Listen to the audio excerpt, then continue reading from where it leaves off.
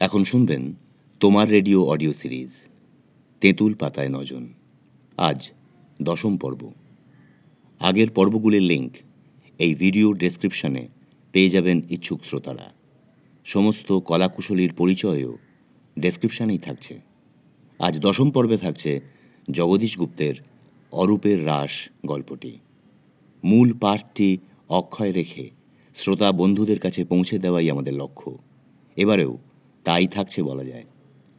Classic Bangla ছোট গল্পের এই আসরে অরূপের রাস কেমন লাগলো শুনে আমাদের জানাবেন কমেন্ট বক্সে। ভালো লাগলে লাইক করবেন, কমেন্ট করবেন, বন্ধুদের মাঝে ছড়িয়ে দেবেন, আর তোমার রেডিও চ্যানেলটি সাবস্ক্রাইব করে পাশে থাকবেন। হয়তো কিছু অনিচ্ছাকৃত ভুল থেকে গেছে, শ্রোতারা নিজ গুণে ক্ষমা করে নেবেন। আশা রাখছি গল্পের রসহানি হবে না। এই অডিও পরিবেশনার সমস্ত সত্য সংরক্ষিত। কোনো পাইরেসির ঘটনা ঘটলে উপযুক্ত ব্যবস্থা নেওয়া হবে। শুরু হচ্ছে জগদীশ গুপ্তের অরূপের রাস। রানুর সঙ্গে আমার ভাব ছিল, কিন্তু হঠাৎ একদিন আড়ি হইয়া গেল। রানু ছোট, আমিও ছোট। সে 7, আমি 14 বছরের। বয়োজ্যেষ্ঠ হইলেই শ্রেষ্ঠ হয় না। তথাপি বয়ঃকনিষ্ঠদের সম্বন্ধে বয়োজ্যেষ্ঠদের সহজ একটা দায়িত্ব বুঝি থাকেই, বিশেষত যদি প্রতিবেশী হয়। রানুর সম্বন্ধেও আমার দায়িত্ব ছিল, তার শারীরিক কোনো হানি না হয় ইত্যাদি। তত্ত্বাবধায়কের পদগুরুত্ব উপলব্ধি করিয়া মাঝে মাঝে তাহাকে শাসন করিতেও যাইতাম, কিন্তু সে শাসনের ফলে তাহার সংশোধন কতদূর হইত তাহা নির্দেশ করিতে যাওয়া তার রূপের ব্যাখ্যার মতোই নিষ্প্রয়োজন। আমার গম্ভীর মুখের দিকে চাহিয়া সে হাসিয়া আমার গায়ের ওপর গড়াইয়া পড়িত, বলিত, কানুদা একটা বড় মানুষ কিনা, তাই বকতে বসেছে। কিন্তু হতোদ্দাম আমি কখনোই হই নাই। রানুর পিতা যদুগোপাল দত্ত মহাশয় অবস্থাপন্ন নহেন, নিঃস্বও নহেন, তাহার চাকরিতে উপরি পাওনাও ছিল। এই পয়সাটা অধর্মের পয়সা, কিন্তু মাহিনার অল্প টাকাতেই সাংসারিক খরচটা কুলাইয়া এই অধর্মের পয়সার সবটাই জমিত। জন্ম, মৃত্যু, পাশ, ফেল, আয়ের হ্রাস বৃদ্ধি, বিবাহ, এই রকমের সামান্য পারিবারিক পরিবর্তন ছাড়া গৃহস্থ বাঙালির ঘরে উল্লেখযোগ্য বড় কিছু ঘটে না। আমাদেরও ঘটে না। আমি একবার ফেল, একবার পাশ করিয়াছি, আর একবার কি করিব তাহা দৈবের হাতে ছাড়িয়া দিয়াছি। যদুগোপালবাবুর 4 টাকা বেতন বৃদ্ধি হইয়াছে এবং আর একটা বৃদ্ধি আসন্ন হইয়াছে। রানুর বয়স 10, আমার 17। রানু আমার পরিবার ঘরে ঢুকিয়া আমার পাঠ্যপুস্তকের নেলসনের মৃত্যু দৃশ্যের ওপর আঙুল রাখিয়া বলিল, এটা কিসের ছবি কানুদা? যুদ্ধের ছবি। ওই লোকটার বুকে গুলি লেগেছে, গুলি খেয়ে সে মরেছে বলিয়া ডান হাত দিয়া মরণোন্মুখ নেলসনকে দেখাইয়া দিলাম এবং বাঁ হাত দিয়া রানুর কোটি বেষ্টন করিয়া তাহার মুখের দিকে চাহিলাম। চট করিয়া একবার পেছন দিককার দরজার দিকে দৃষ্টি নিক্ষেপ করিয়া রানু নিজেকে মুক্ত করিয়া লইয়া বলিল, আর কি কি ছবি আছে দেখাও। রানুর ওই চট করিয়া দরজার দিকে চাহিবার অর্থটা আমার না বুঝিবার কথা নয়, এবং অক্লেশে তাহা বুঝিয়া ফেলিয়া 10 বৎসরের বালিকার এই অকাল পরিপক্কতায় আমার বিস্ময়ের সীমা রহিল না। কিন্তু আমার কি দুর্মতি ঘটিল জানি না। সকৌতুকে হাসিয়া বলিলাম, ঢের ছবি আছে, কিন্তু আগে তুই বল, তুই ছবি দেখতেই এসেছিস না আর কোনো মতলব আছে? মনে হইল রানু এই ঘুরানো কথাটার অর্থ ধরিতেই পারিবে না, তবু পারে কি না দেখিবার জন্যে একটা উৎকণ্ঠাও জন্মিল। রানু তৎক্ষণাৎ কথাটার উত্তর দিল না, খানিক চুপ করিয়া দাঁড়াইয়া থাকিয়া হঠাৎ চলিয়া যাইতে যাইতে বলিল, এসেছিলাম তুমি রসগোল্লার হাড়ি নিয়ে বসে আছো তাই শুনে, ছবি দেখা মিছে কথা। চেঁচাইয়া বলিলাম, রসগোল্লা খেয়ে যা রানু। রানুও তখন চিৎকার করিয়া বলিতেছিল, রাধা, পুতুলের একটা বাক্সর একটা টোপ সেলাই করব, দুপুরবেলা একটিবার আসিস ভাই। তাহার চিৎকারে আমার ডাক ডুবিয়া গেল, আমার উৎকণ্ঠার নিবৃত্তি হইল, কিন্তু পরাজয়ের একটা অব্যক্ত লাঞ্ছনায় আমি নিবিয়া একেবারে অন্ধকার হইয়া গেলাম। ব্যাপারটা নিছক কৌতুক, কিন্তু হঠাৎ বিশ্রী হইয়া গেল। দুদিন পরে রানু আসিয়া খবর দিল, কানুদা, আমার বিয়ে। বলিস কি? হ্যাঁ সত্যি, কাল দেখতে আসবে। বিস্ময়ের কারণ এ সংবাদে কিছুই নাই। বিবাহরূপ পরিবর্তন বাঙালির জীবনে নিত্য ঘটিতেছে, কাহারও অল্প, কাহারও বেশি, কাহারও মধ্য বয়সে। রানুর না হয় 10ম বৎসরেই সেই সাধারণ পরিবর্তনটা ঘটিয়া যাইবে। জিজ্ঞাসা করিলাম, কোথায়? তা জানি নে, বাবা মা ভারী ব্যস্ত, কত রকম খাবার তৈরি হচ্ছে, খেয়ে এলাম। জিহ্বায় জল আসিল। পুলকিত কণ্ঠে বলিলাম, নিয়ায় কিছু, আমিও খাই। আনছি বলিয়া রানু চলিয়া গেল। আঁচলের আড়ালে লুকাইয়া একটি বাটি আনিয়া আমার সম্মুখে রাখিয়া ঠেলিয়া দিয়া রানু কহিল, খাও। আমি বিস্মিত হইয়া তাহার মুখের দিকে চাহিলাম। সে মুখে বলিল খাও, কিন্তু তাহার কণ্ঠস্বরে আহ্বানের বাষ্পমাত্রও ছিল না, বরং বিরুদ্ধ দিকেই যেন একটা ধাক্কা অনুভব করিলাম। হঠাৎ এ রাগ কেন?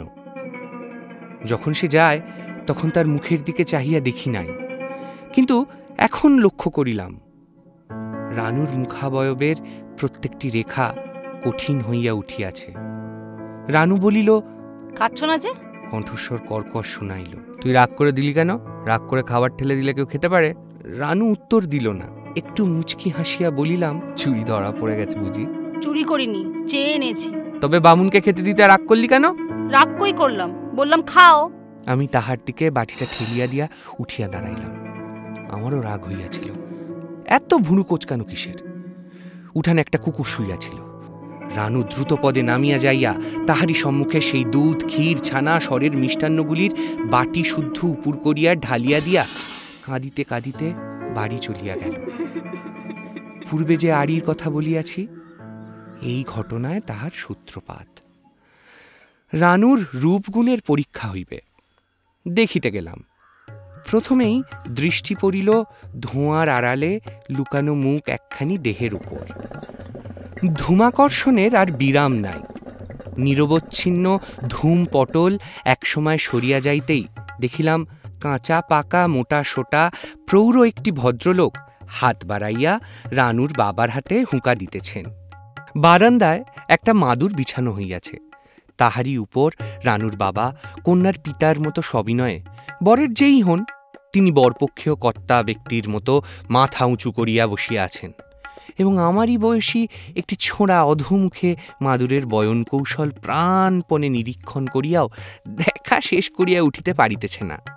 বুঝিলাম এটা দূত, পাত্রকে গোপনে কোণের রূপের কথা শোনাইবে। পাত্রপক্ষীয় সেই কর্তা ব্যক্তি বলিল, মেয়ে পছন্দ হবেই, যেমন শুনেছি ঠিক তেমনটি যদি নাও হয় তবু আপনার মেয়ে সুন্দরী। যদুগোপালবাবু বলিলেন, মায়ের আমার স্বাস্থ্য খুব ভালো। হবেই তো, একটিমাত্র সন্তান ওই মেয়েটি, খাইয়েছেন দাইয়েছেন ভালোই। দেশের মেয়েরা তো না খেতে পেয়েই আকারে ছোট হয়ে যাচ্ছে, তাদের যে সন্তান হচ্ছে তারাও আকারে ছোটই হচ্ছে। বলিয়া ভগ্নোদ্যমের মতো তিনিও যেন আকারে কিছু ছোট হইয়া গেলেন। যদুগোপালবাবু নিঃসংশয়ে বলিলেন, যে আজ্ঞে, তাতে কি আর সন্দেহ আছে? আমার তো মনে হয় ছোট হতে হতে একদিন বাঙালি বলে কোনো জাত পৃথিবীতে থাকবে না। আমার কিন্তু হাসি পাইতে লাগিল। কন্যাদায় বিপদ নিশ্চয়। এই কোণে দেখা দেখির ব্যাপারটা সমগ্র কন্যাদায়ের অংশ হইলেও উদ্ধারটা প্রধানত উহারই ওপর নির্ভর করে বলিয়া ঢের বেশি জাগ্রত। উৎকণ্ঠায় আশঙ্কায় বুক ঢিপ ঢিপ করিতে থাকে। কন্যার পিতা একবার কন্যার মুখাবলোকন এবং একবার পরীক্ষকের মুখাবলোকন করিয়া একবার দেখেন কন্যাশ্রী, একবার অন্বেষণ করেন পরীক্ষকের প্রীতি। স্বর্ণ প্রতিমার সহিত যে কন্যার রূপের উপমা চলে, সেই কন্যার পিতার পরমাত্মাও এই সময় শুকাইয়া উঠিয়া দুলিতে থাকে। অথচ জীবনের ট্র্যাজেডি এমনি উৎকট যে ঠিক এই সময়টিতেই মন যখন টাটায়, তখন মনের সশস্ত্র বিদ্রোহ দমন রাখিয়া তোষামতকে বিনয়ের বেশে বাহির করিয়া বহু মিষ্ট কথা উচ্চারণ করিতে হয়। ব্যাপারটা কষ্টের হইলেও ভিতরে ভিতরে হাস্যকরী। সে যাই হোক, কর্তা বলিলেন, পুরুষদেরও সেই কথা, তারাও কি পেট ভরে খেতে পায় ভেবেছেন? যদুগোপালবাবু পূর্বে এ বিষয়ে কিছু ভাবিয়াছেন কিনা জানি না, কিন্তু বাঙালি পুরুষদের আতপেটা দুরবস্থার বার্তা কর্তার মুখে যেন হঠাৎ এই প্রথম পাইলেন। এমনি বিষয়ে তার চোখ খুব বড় হইয়া উঠিল। বিষণ্ণভাবে বলিলেন, আগে না, বিস্তর পুরুষ আছে যারা 12 মাসই একরকম। বোধহয় বলিতে যাইতেছিলেন অনাহারে কাটায়, কিন্তু কর্তা তাহাকে অগ্রসর হইতে দিলেন না। বলিলেন, বেলা বেড়ে যাচ্ছে, বেশি সাজগোজের দরকার নেই, বাড়িতে যেমন থাকে তেমনি আনতে বলুন। যদুগোপালবাবু এবার বাঙালি পুরুষ সাধারণের দুরবস্থার সঙ্গে নিজের দুরবস্থা স্মরণ করিয়া আরও ম্রিয়মান হইয়া কহিলেন, গরিবের ঘরের মেয়ে সাজগোজ কোথায় পাবো যে তাকে সাজাবো বেহাই। তারপর কণ্ঠস্বর উচ্চতর করিয়া বলিলেন, ঝি হলো তোমাদের? ঘরের ভিতর হইতে উত্তর আসিল, হয়েছে। বেহাই, ইনি তবে পাত্রের পিতা স্বয়ং। একটু পরে ঝি হাত ধরিয়া রানুকে চৌকাঠের ধারে আনিতেই সেই দিকে চাহিয়া আমার মুখ দিয়া সহসা বাহির হইয়া গেল, বাহ, সাদা সেমিজের ওপর লাল চওড়া পেরে একখানা কাপড় পরনে, লাল একটা রেশমি ফিতা দিয়া মাথার মাঝখানটা বাঁধা, কপালের উপর চুলের পাতা, পায়ে আলতা, 2 ভ্রুর মাঝখানে ছোট্ট একটি কালো টিপ। পরীক্ষা দেবার উপযোগী বেশ। পরিপাঠ্য রানুর মাত্র এইটুকু, কিন্তু এই নিতান্ত সাধারণ বেশেই রানুর রূপ অসাধারণ নূতন মাধুর্যে মণ্ডিত হইয়া আমার চোখে পড়িয়া গেল। রানুর মুখের উপর হইতে চোখ ফিরাইয়া আমার মুখের দিকে চাহিয়া যদুগোপালবাবুর বেয়াই বলিলেন, বাহি বটে, এসো মা, এসো, বসো। বলিয়া সম্মুখস্থ খালি স্থানটিতে হাত রাখিলেন। ধীরে ধীরে নামিয়া আসিয়া রানু তাহার সম্মুখে মাথা হেঁট করিয়া বসিল। ঝি পাশের দিকে মুখ করিয়া তাহার গা ঘেঁষিয়া বসিল। কিন্তু আমার বুকের ভিতরকার বাক স্ফূর্তি যেন অকস্মাৎ অবরুদ্ধ হইয়া গেল। বহু দূরের কুজ্ঝটিকার আবরণ যেমন দেখায়, তেমনি একটা অনির্দেশ্য অস্পষ্ট ইচ্ছায় আমার মনের আকাশ ধীরে ধীরে আবিল হইয়া উঠিতে লাগিল। হঠাৎ চমক ভাঙিয়া শুনিলাম বেয়াই বলিতেছেন, আপনার মেয়ে সুলক্ষণা এবং সুন্দরী বটে, সচরাচর এমনটি চোখে পড়ে না। রূপের খ্যাতি যেমন শুনে এসেছিলাম, তার 100 গুণ বেশি রূপবতী আপনার মেয়ে। কানে শুনে এ রূপ ধারণা করা যায় না। এ মেয়ে আমি নেব। বলিয়া রানুর হাত দুখানি তুলিয়া ধরিলেন। যদুগোপালবাবু বলিলেন, আপনার অগাধ দয়া। দয়া নয়, গরজ। আপনার মেয়ের অদৃষ্টে আমার ছেলে রাজা হবে। যদুগোপালবাবু হাসিলেন, কিন্তু হাসিলেন বলিলে যেন ঠিক হয় না। বেয়াইয়ের উচ্ছ্বসিত কণ্ঠের টানে তাহার প্রাণের আনন্দ ও গর্ব যেন এক ঝলক উছলিয়া পড়িল। আমিও মনে মনে সর্বান্তঃকরণে কর্তার উক্তির সমর্থনই করিলাম। রানুকে যে বিবাহ করিবে সে যে রাজ্যেশ্বরের মতোই ভাগ্যবান, এবং 2টি মন্ত্র উচ্চারণ করিয়া সে যে রাজ ঐশ্বর্যই গৃহে লইয়া যাইবে, তাহাতে কিছুমাত্র ভুল নাই। যদুগোপালবাবু কিছুক্ষণ ইতস্তত এদিক ওদিক করিয়া পণের কথাটা তুলিয়া ফেলিলেন। বলিলেন, বড় দরিদ্র আমি, শুধু ওই মেয়েটিকে নিয়েই বসে আছি। তাকে কি দিয়ে বিদায় দেব সে সংস্থান। যদুগোপালবাবু যেন কত বড় একটা লজ্জাকর শ্রুতিরযোগ্য কথা কইতে শুরু করিয়াছেন। এমনি শশব্যস্তে বেয়াই জিভ কাটিয়া বসিলেন। বলিলেন, সর্বনাশ, অমন কথাও বলবেন না। স্বয়ং মা লক্ষ্মীকে নিয়ে যাব, তিনি আমার ঘর ধনে পুত্রে পূর্ণ করে তুলবেন। আপনার 2-1 হাজারের ওপর আমার লোভ নেই। শুনিয়া কেন জানি না আমারই চোখে জল আসিল। এই দুঃসহ সুসংবাদটা যদুগোপালবাবুর একেবারেই অপ্রত্যাশিত। যদুগোপালবাবু স্থির দৃষ্টিতে মিনিটখানেক বেআইয়ের মুখের দিকে চাহিয়া থাকিয়া আচম্বিতে তাহার পায়ের ওপর উপুর হইয়া পড়িলেন। এ কি করছেন বেআই মশাই? মেয়েটা আমার উদ্ধার হয়ে গেল। বেআইয়ের এ বিপদটাও সম্পূর্ণ অপ্রত্যাশিত। নিজের কথার ফলে এহেন সংকটে পড়িতে হইবে জানিলে তিনি বিনাপনে রাজলক্ষ্মী ঘরে তুলিবার শুভ ইচ্ছাটা মুখোমুখি না বলিয়া বোধ করি ডাকযোগেই জ্ঞাপন করিতেন। মোটা মানুষ, তাহার উপর পায়ের ওপর আস্ত একটা মানুষ উপুর হইয়া পড়িয়া সহসা পিছে হটা বা উঠিয়া দাঁড়ানো বেআইয়ের সাধ্যাতীত। সে চেষ্টাও তিনি করিলেন না। যদুগোপালবাবুর দুই কাঁধ তিনি দুই হাতে ধরিয়া পায়ের ওপর হইতে তাহাকে একরকম ঠেলিয়াই তুলিয়া দিলেন।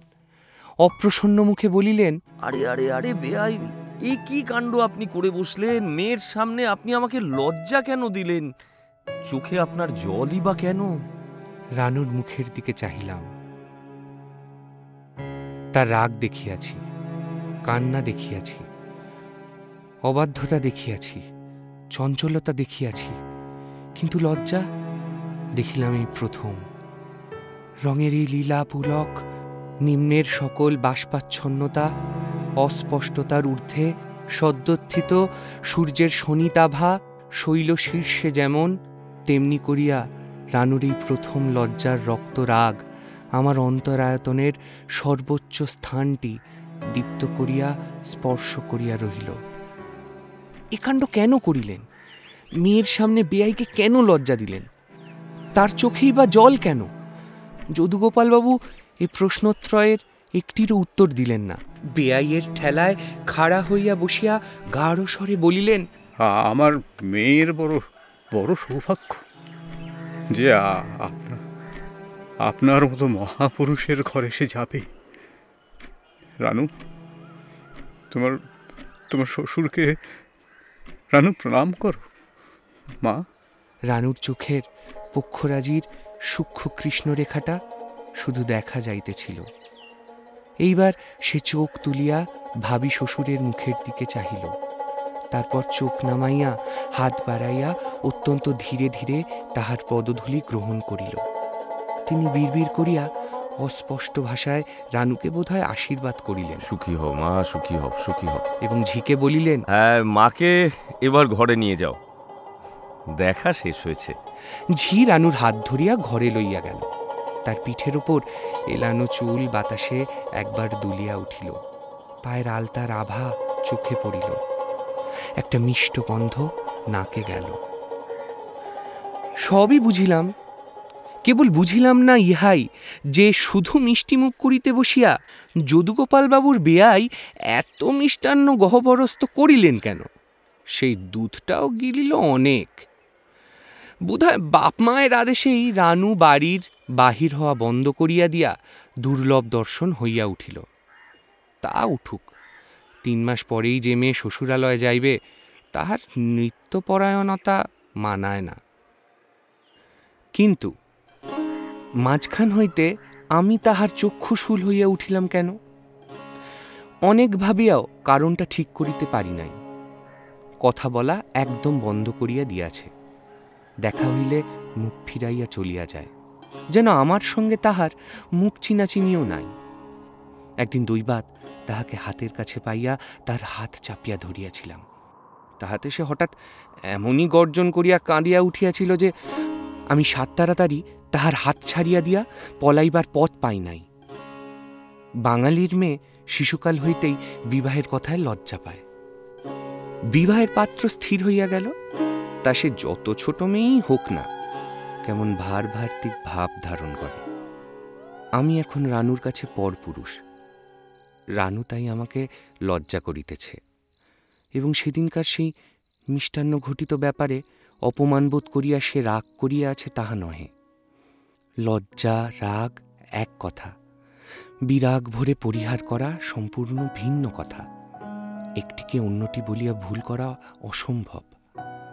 রুষ্ট মুখে মিষ্টান্ন দিলে তাহা প্রত্যাহার করা 9-10 বৎসরের বালিকার বিরুদ্ধে এত বড় অপরাধ নহে যে তাহা সে ভুলিতেই পারে না। যাহা হোক, রানুকে একগুয়ে বলিয়া মনে মনে গালি দিয়া প্রতিজ্ঞা করিলাম, সে আগে কথা না বলিলে আমিও যাচিয়া কথা বলিতে যাইব না। বিনাপনে কন্যার বিবাহ।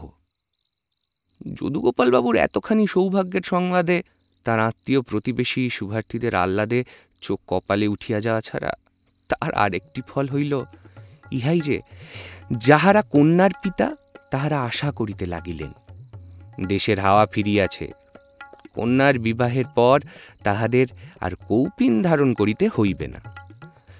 এই সময় রানু একদিন আমার সঙ্গে যাচিয়াই কথা কহিল, কানুদা, তুমি নাকি আমার বিয়েতে পদ্য লিখবে? দুর্দৈব ঘটিবেই, কাজেই ঠিক মুহূর্তেই আমি প্রীতি উপহারকে আরও উপদেশপূর্ণ করিয়া তুলিবার উদ্দেশ্যে কয়েকটা লাইন কাটিয়া পরিবর্তে নূতন লাইন যোজনা করিতেছিলাম। কাগজের ওপর চোখ রাখিয়াই বলিলাম, কি লিখেছ পড়ো দেখি, শুনি। একটু গর্বিতভাবেই পড়িলাম। সীতা, সাবিত্রী, দময়ন্তী, স্বদেশ, শ্বশুর, শাশুড়ি, স্বামী প্রভৃতি গুরুজন, দেবর, ননদ, দাস, দাসী, সমগ্র মানব জাতি এবং গৃহপালিত পশুপক্ষীর প্রতি নারীর কর্তব্য কিছুই আমার পদ্যে বাদ পড়ে নাই। অপরিচিত ও বিপদসংকুল সংসার কাননে প্রবেশোদ্যত নবদম্পতির মস্তকে করুণা ও আশীর্বাদ বর্ষণ করিতে ভগবানকে সানুনয়ে আহ্বান করিয়া প্রীতি উপহার শেষ করিয়াছি। পড়া শেষ করিয়া কাগজখানি পরম মমতার সহিত টেবিলের ওপর নামাইয়া রাখিতেছি। এমন সময় রানু ছোঁ মারিয়া কাগজখানা টানিয়া লইয়া বোঁ করিয়া বাহির হইয়া গেল। চেঁচাইতে চেঁচাইতে প্রীতি উপহারের পশ্চাৎ ধাবন করিয়া যখন রানুদের বাড়িতে ঢুকিলাম, তখন রানু রান্নাঘর হইতে বাহির হইতেছে। হাঁকিয়া বলিলাম, আমার কাগজ দে। রানু আঙুল তুলিয়া রান্নাঘরের ভিতরটা দেখাইয়া দিয়া সরিয়া গেল। রানুর মা রান্নাঘরের ভিতর হইতে জিজ্ঞাসা করিলেন, কি রে কানু? আমি বলিলাম, আমি উপহার লিখেছিলাম, রানু নিয়ে পালিয়ে এসেছে। ও মা, তাই বুঝি জ্বলন্ত উনুনে দিয়ে গেল? এমন হতভাগা মেয়েও তো জন্মে দেখিনি। ক্রন্দন দমন করিতে করিতে চলিয়া আসিলাম। দুর্জয় ক্রোধে আমার সর্বাঙ্গ জ্বলিতে লাগিল। প্রীতি উপহার নিজের নাম সংবলিত করিয়া ছাপাইয়া বিতরণ করিতে পারিলাম না বলিয়া আমার আদৌ দুঃখ হইল না। ক্ষোভে দুঃখে আমার অসহ্য বোধ হইতে লাগিল ইহাই যে, এত শ্রম এত চিন্তার ফল রচনাটিকে নিষ্প্রয়োজনে সে এমন নৃশংসভাবে নষ্ট করিয়া ফেলিল। 7 দিনের দিন পদ্যটি খাড়া করিয়াছিলাম, কত কাটিয়া ছাটিয়া কতবার নকল করিয়া তবে তাহাকে মনের মতো করিয়া তুলিয়াছিলাম। ভাবিতে ভাবিতে কতবার মাথা ঘুরিয়া গিয়াছে, দিনে 200 বার পড়িয়াও তৃপ্তি হয় নাই। সেই পদ্য কিনা আগুনে দিয়া পুরাইল। নিজের মাথা হইতে শব্দ বাহির করিয়া ছন্দ মিলাইয়া পদ্য লেখা এই আমার প্রথম। আমার আদিতম মানস তনয়াকে লইয়া সে কি করিল? তাকে জ্বলন্ত উনানে ঠেলিয়া দিয়া পুরাইল। শোকাগুনে আমি পুড়িতে লাগিলাম। রোশন চৌকি বাজিতেছে। আজ রানুর বিবাহ। সেদিন রানুর সঙ্গে রাজ ঐশ্বর্যের উপমাটা দৈবাত মনে আসিয়াছিল। আজ সেটাই যেন খচখচ করিয়া কোথায় বাঁধিতে লাগিল, একটা আফসোসের মতো। রানু ঘুমটা টানিয়া শ্বশুর বাড়ি গেল। আমি বাক্স বিছানা বাঁধিয়া কলকাতায় পড়িতে আসিলাম। রানু পিত্রালয়ে আসে, আমিও বাড়ি আসি, কিন্তু বলিবার মতো কিছু ঘটে না। যেদিন ঘটিল সেদিন অপূর্ব অননুভূতপূর্ব একটা অসামান্য অনুভূতির অতিশয় বেগবান হিল্লোলে আমি সহসা পূর্ণ হইয়া গেলাম। শুষ্ক নদী যেমন বন্যার জলে দেখিতে দেখিতে পূর্ণ হইয়া যায়, সুপ্তথিত সবসন্ত রতিপতি কখন আসিয়া উঁকি দিতে আরম্ভ করিয়াছিল টের পাই নাই। সহসা সে সিংহদ্বার খুলিয়া আসিয়া দাঁড়াইল, এবং সেই মুহূর্তেই আমার উল্লসিত চোখের সম্মুখে জল স্থল অন্তরিক্ষে একটা লোহিত মায়াঞ্জন ব্যাপ্ত হইয়া গেল। রানু আমাকে দেখিতে পায় নাই। আমি তাহার জ্বলন্ত রূপ আর দুরন্ত যৌবনের দিকে চাহিয়াছিলাম। নেত্রে সে উন্মত্ত সম্ভোগ জীবনের প্রতিদিনের বস্তু নয়, চোখের পলক পড়িতে চাহে নাই। ঘটনা আমাদের বাড়িতেই। যখন দৈবাৎ এক সময় তাহার সঙ্গে আমার দৃষ্টির মিলন হইয়া গেল, তখনই রানু লাল হইয়া উঠিয়া শশব্যস্তে স্থান ত্যাগ করিয়া গেল। অন্তরের তৃষ্ণার্ত কলুষ অগ্নিতরঙ্গের মতো আমার বুক জুড়িয়া গড়াইয়া বেড়াইতে লাগিল। রানুর বয়স এখন 14, কিন্তু অতুলনীয় প্রচুর স্বাস্থ্যের প্রভাবে সে ওই বয়সেই কৈশোর উত্তীর্ণ হইয়া পূর্ণ যৌবনের মধ্যাহ্নে আসিয়া দাঁড়াইয়াছে। দুদিন পরেই রানুর সঙ্গে দুই বাড়ির যাতায়াতের পথে দেখা হইল। আমাকে দূর হইতে দেখিয়াই সে থমকিয়া দাঁড়াইল, যেন ফিরিয়া যাইবে, কিন্তু তার বদলে সে আঁচল তুলিয়া মুখ আড়াল করিয়া পথ ছাড়িয়া সরিয়া দাঁড়াইল। পাশ দিয়া যাইতে যাইতে মুখে বলিলাম, আমি কানু। কিন্তু মনের ভিতর যে কাণ্ড চলিতে লাগিল, তাহার মূর্তি ঝটিকা হতো সিন্ধুর মতো। রানু বলিল, তা জানি, তুমি আমার মুখ দেখবার যোগ্য নও। বলিয়া সে দ্রুতপদে অগ্রসর হইয়া গেল। ঘটনার সূত্র ধরিয়া কথার অর্থ ঠিকই বুঝিলাম, কিন্তু বিদ্ধ হইয়া অভিমান করিতে পারিলাম না।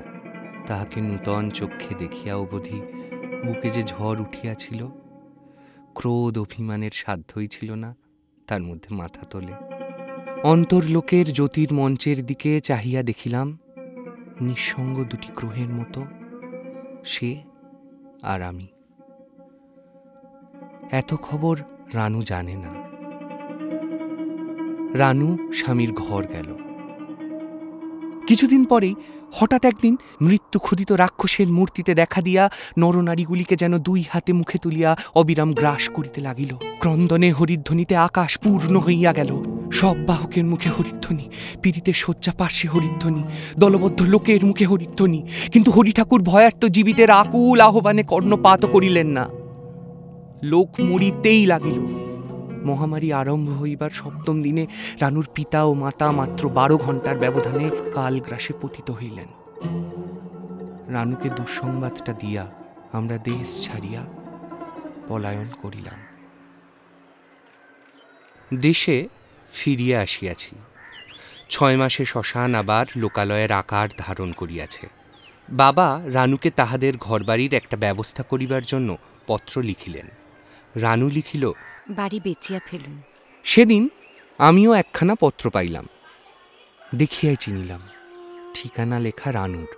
লিখিয়াছে, কানুদা, তোমার সঙ্গে জীবনে আর দেখা হইবেই না। জীবনে ইহাই আমার সকল দুঃখের বড় দুঃখ। 2 দিনের কথা তোমার মনে পড়ে? যেদিন রাগ করিয়া দিয়াছিলাম বলিয়া খাবার খাও নাই, আর যেদিন তোমার প্রীতি উপহারের কাগজ আগুনে ফেলিয়া দিয়েছিলাম। কারণ কি তুমি নিশ্চয়ই জানো না। শুধু এইটুকু জানিয়া রাখো, তোমার সেই উল্লাস আমার সহ্য হয় নাই। তুমি ব্রাহ্মণ, আমি শূদ্রাণী। আমার প্রণাম গ্রহণ করো। ইতি রানু। রানুর পত্র পড়িয়া শূন্যের দিকে চাহিয়া আমার দৃষ্টি নিষ্পলক হইয়া গিয়াছিল। অবাক মন দিশা পায় নাই, কিন্তু অদৃষ্টে ছিল রানুর সঙ্গে আবার দেখা হইবে। রানুর স্বামী বদলি হইয়া আমাদের দেশে রানুরই হস্তান্তরিত বাড়িতে ভাড়াটে হইয়া আসিল। রানু প্রথমটা কান্না কাটি করিয়া আমার স্ত্রী সখিত্বে সুস্থির হইলে দেখিলাম রানু ইন্দিরাকে একান্ত সন্নিকটে টানিয়া লইয়া আমাকে তার রাজ্য হইতে একেবারে নির্বাসিত করিয়া দিয়াছে। আশা করিয়াছিলাম অন্ততপক্ষে কানুদা বলিয়া ডাক দিয়া রানু আমার পায়ের ধুলা লইয়া যাইবে, কিন্তু আসিল না। ইন্দিরা বলিল, রানুর ছেলেটি বড় সুন্দর হয়েছে। হবারই তো কথা, ওরা দুজনেই সুন্দর। ছেলেটাকে আমায় দেবে বলেছে। ইন্দিরার পক্ষ হইতে ছেলে চাওয়া অস্বাভাবিক নয়। জিজ্ঞাসা করিলাম, চেয়েছিলে বুঝি? না না, চাইব কেন? সেই বললে, বউ আমার ছেলেটা তুই নে। বেশ দয়ালু তো। হঠাৎ ইন্দিরা লাল হইয়া উঠিল।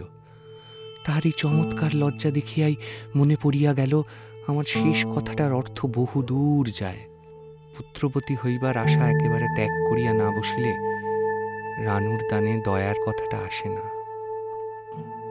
কিন্তু ইন্দিরার বয়স সবে 15।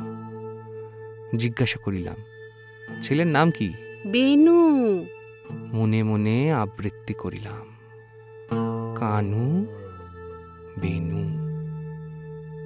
কেন জানি না ছেলের নাম বেনু রাখা এবং ব্যাপার বেনামিতে নিষ্পন্ন করিয়া তাকে আমার ক্রোড়ে অর্পণ করিবার অসত্য প্রস্তাবের একটা গভীর নিহিত অর্থ ও অভিসন্ধি যেন ধীরে ধীরে স্পষ্ট হইয়া উঠিতে লাগিল।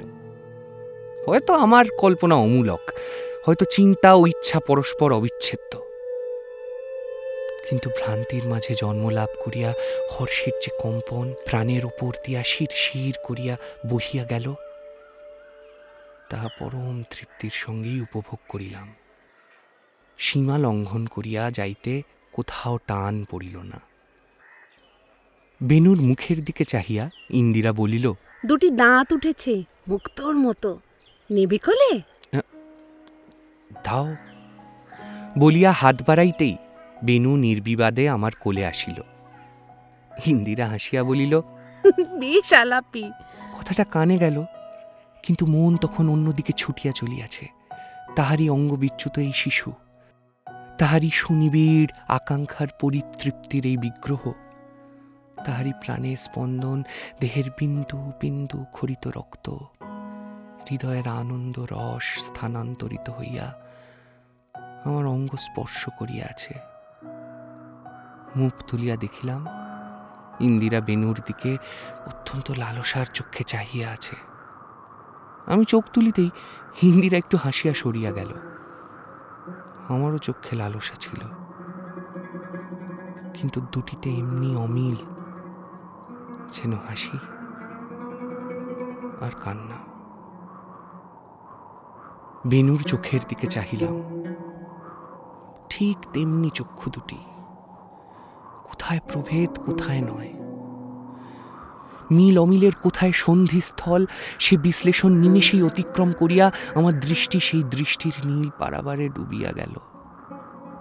সহসা মনে হইল আমি যেন অপূর্ণ, জীবনের অর্ধাংশ বিচ্ছিন্ন কক্ষচ্যুত হইয়া আমাকে স্বতন্ত্র করিয়া দিয়াছে। সর্বত্রই ঐক্য, শান্তি।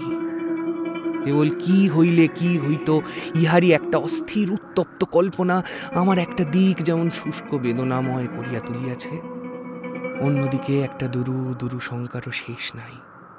পাছে এই বেদনা অসাড় হইয়া একদিন মনে নিরাশার লোল স্থবিরত্ব আসিয়া যায়। ইন্দিরা আসিয়া অস্থির হইয়া গেল। ছেলে কোলে করার রকমই নাকি? বেনুকে তাহার হাতে তুলিয়া দিয়া বলিলাম, রকম দুরস্থ হয়ে আসবে। যতদিন তা না হয় ততদিন পরের ছেলে একটু অসুবিধা ভোগ করলই বা। একটা ধমক খাইলাম। আমার অন্তর্গুড়ো সুখের শত্রু হইয়া উঠিল ঈর্ষা। থাকিয়া থাকিয়া বুক টনটন করিয়া চোখের সম্মুখে ফুটিয়া ওঠে আমার নিজেরই বিবাহিত জীবনের অভিজ্ঞতার ভিতর দিয়া একটা ছবি, রানু পরস্ত্রী। এই জ্ঞানটা অনায়াস সুখ সমাদরের সঙ্গে মনে মনে লালন করিবার বস্তু নয়, অনিবার্য অঙ্কুশ তাড়না যেন ক্ষিপ্ত করিয়া তুলিতে চায়। ইন্দিরা একটা নূতন খবর দিল, রানুটা একটা পাগল। মানে? বলে, আয় বউ, তুই আর আমি এক হয়ে যাই। পাগলের লক্ষণই বটে। তুমি কি বললে? জিজ্ঞাসা করিলাম। ইন্দিরা কি একটা উত্তরও দিল, কিন্তু ইন্দিরা তখন তার শব্দ স্পর্শ লইয়া আমার সম্মুখ হইতে একেবারে মুছিয়া গেছে। সর্বাঙ্গে রোমাঞ্চের কণ্টকোৎসব জাগাইয়া আনন্দের সুতীব্র শিখা আমার স্নায়ু শিরায় প্রজ্বলিত হইয়া উঠিয়াছে। কতক্ষণই উদ্বেলিত আনন্দে মুহ্যমান হইয়াছিলাম, কি করিয়াছিলাম জানি না। হুঁশ ফিরিলে দেখিলাম ইন্দিরা অবাক হইয়া আমার দিকে চাহিয়া আছে। একটু হাসির আমদানি করিয়া বলিলাম, কি বলছিলাম যেন? ইন্দিরা বলিল, তুমি কিছু বলছিলে না, আমি বলছিলাম যে। বলিয়া হঠাৎ থামিয়া সে উঠিয়া দাঁড়াইল। ইন্দিরার হাত চাপিয়া ধরিয়া বলিলাম, উঠলে যে? হঠাৎ রাগ হলো কিসে? রাগ হয়নি, কিন্তু তোমার মতো অন্যমনস্ক লোকের সঙ্গে কথা বলাই বালাই। আচ্ছা, এবারকার মতো মাফ করো। রানু পাগলের মতো কি কথা কয়েছে, তুমি তাতে কি বললে? ইন্দিরা সমগ্র ব্যাপারটা কিভাবে গ্রহণ করিল সেই জানে। সহজ কণ্ঠেই বলিল, আমি বললাম, পারো হও, কিন্তু একজনকে তাহলে বউ খোয়াতে হবে। রানু বললে, কানুদাকে জিজ্ঞেস করিস সে খোয়াতে রাজি আছে কিনা। মোটেই না বলিয়া ইন্দিরাকে আলিঙ্গন করিতে হাত উঠি উঠি করিয়াই থামিয়া গেল। বলিলাম, বসন্তবাবুর সঙ্গে একটা আপোষ করে নিতে পারলে একরকম বন্দোবস্ত করা যায়। কিন্তু হঠাৎ ইন্দিরার উৎসাহ যেন নিবিয়া গেল। 6 মাস কাটিয়াছে, টেলিগ্রামে বসন্তবাবুর বদলির খবর আসিয়াছে। রানুর সঙ্গে এতদিন মুখোমুখি দেখা হয় নাই, আমাদের বাড়িতে সে আসে নাই। ইন্দিরাকে বলিয়াছে, বড় ঝামেলা ভাই, গল্প জমে না। ইন্দিরাকে সে ডাকিয়া লইয়াছে। যাইবার আগের দিন রানু আমাদের বাড়িতে আসিল। ছেলেটিকে ইন্দিরার কোলে দিয়া আমার পায়ের কাছে একটা প্রণাম রাখিয়া কহিল, কানুদা, কাল আমরা যাব। তোমার বউ আজ রাত্রিরে আমার কাছে শোবে। বউটি বড় ভালো মানুষ। আমি বলিলাম, ভালো মানুষ বই কি? বলিয়া রানুর দিকে চাহিয়া হাসিব কি ইন্দিরার দিকে চাহিয়া হাসিব তাহা স্থির করিতে না পারিয়া আইনের পুস্তকের দিকে চাহিয়াই একটু হাসিলাম। রাজি তো? কিসে? নিজেরই চমকানো দেখিয়া বুঝিলাম অন্যমনস্ক হইয়া গিয়াছিলাম। ইন্দিরা বলিল, ওই রকমই, কথায় কথায় অন্যমনস্ক। রানু বলিল, ওই যে বললাম বউ রাত্রিরে আমার কাছে শোবে, আর তো দেখা হবে না। কণ্ঠস্বর গাঢ় শোনাইল। বলিলাম, আচ্ছা। ইন্দিরা বলিল, যা বলেছি ঠিক তাই। কি? ওই যে রানুটা একটা পাগল। আবার কি বললে? ইন্দিরা খানিক চুপ করিয়া থাকিয়া বলিল, কে জানতো? বলিয়া থামিয়া খুব হাসিতে লাগিল। আমি নিঃশব্দে অপেক্ষা করিতে লাগিলাম। ইন্দিরার হাসি থামিলে জিজ্ঞাসা করিলাম, কথাটা কি? যেন স্বামী আর স্ত্রী, সে আর আমি। একটা দীর্ঘ নিঃশ্বাস চাপিয়া গেলাম। ইন্দিরার অঙ্গ হইতে আমার স্পর্শ মুছিয়া লইয়া সে ত্বক রক্তপূর্ণ করিয়া লইয়া গেছে।